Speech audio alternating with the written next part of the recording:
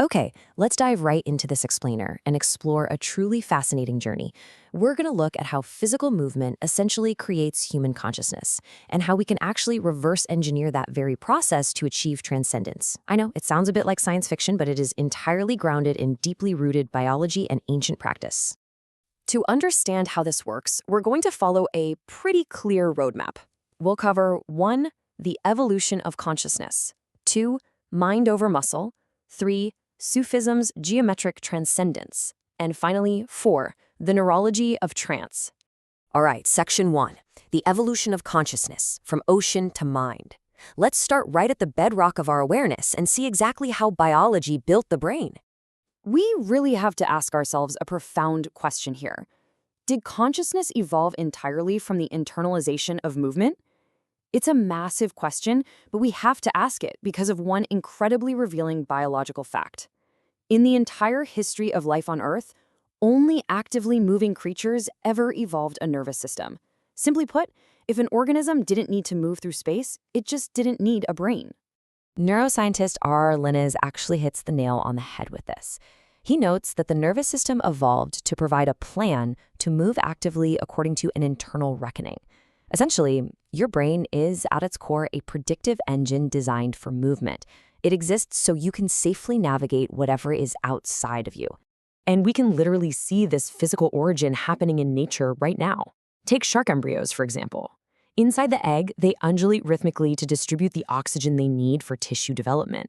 But here's the mind-blowing part. They're basically doing aerobics before their brains are even plugged in.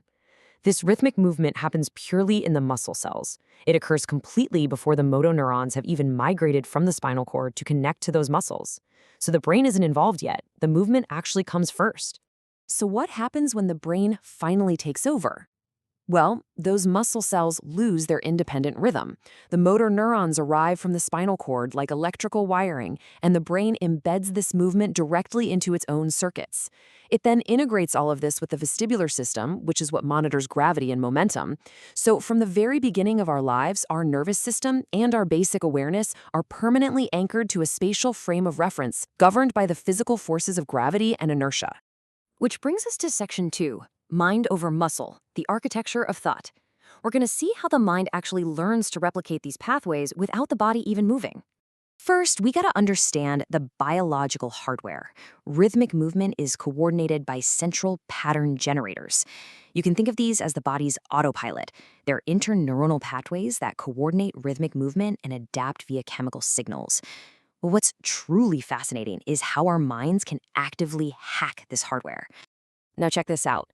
Studies show that simply visualizing a motor skill modifies your brain exactly like physical performance does. Whether you're physically running on a track or just vividly visualizing it in your mind's eye, both actions encode into the exact same neural networks in your brain. Mental practice actually strengthens the exact same activation patterns triggered by physical training. Taking that a step further, and this is wild, mental training alone can actually increase voluntary muscle strength without any physical activity whatsoever. You can literally get stronger just by thinking about it. Why does this matter for us? Because it completely undermines the idea of a separate, floaty, metaphysical plane of consciousness. It proves that the mind evolved directly out of physiological coherence. Our thoughts are inextricably linked to the biology of our physical movement. Okay, let's take everything we've just learned and apply it to section 3, Sufism's geometric transcendence, unhooking reality. The absolutely crucial point here is this. If our minds are entirely anchored to spatial reality through movement and gravity, how on earth do Sufi mystics achieve transcendence? Normally, we naturally feel our own motion relative to a spatial frame of reference, right? The ground, the room, gravity. But Sufis are able to disengage and ultimately dissolve this frame. By engaging in specific meditation practices, they deliberately unhook their awareness from the external physical world. Let's literally walk through the geometry of how they do this. Visualize this incredible geometric progression. First, during meditation, the upper torso moves entirely without volition in an orbit around its central axis, creating a vortex that is grounded at a fulcrum point. Second, as the meditator becomes deeply absorbed, they sense this fulcrum point rising vertically, and a second vortex emerges from below. Third, the motion is now perceived solely in relation to itself, instead of the ground. The only fixture left is that rising fulcrum point connecting the two vortices. Finally, as the trance deepens, the fulcrum reaches its upper limit and slips completely free of the motion, disintegrating into pure, undirected awareness. It sounds deeply mystical for sure, but there is a profound biological mechanism at play here. Section 4, the neurology of trance, reverse engineering cognition. Let's look at the exact mechanics of this shift. The reason this geometric shift actually works is due to a literal transfer of neural activity in the brain.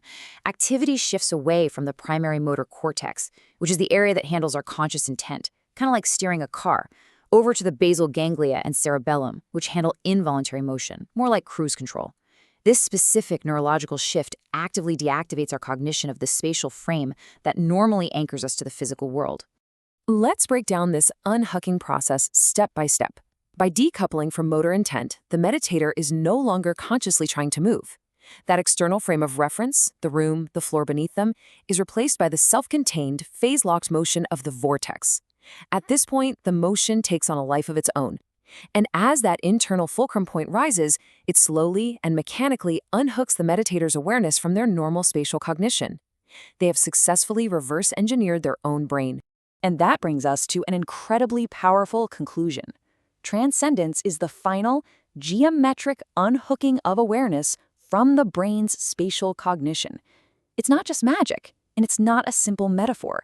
It is a deliberate, mechanical, and geometric untethering of the mind from the evolutionary biology of movement that we talked about at the very beginning of this explainer. I want to leave you with this final provocative thought to ponder today.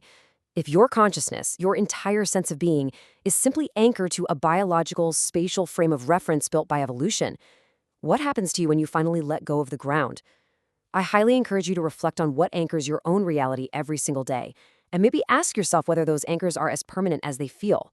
Thanks so much for joining me for this explainer, and keep questioning the ground beneath your feet.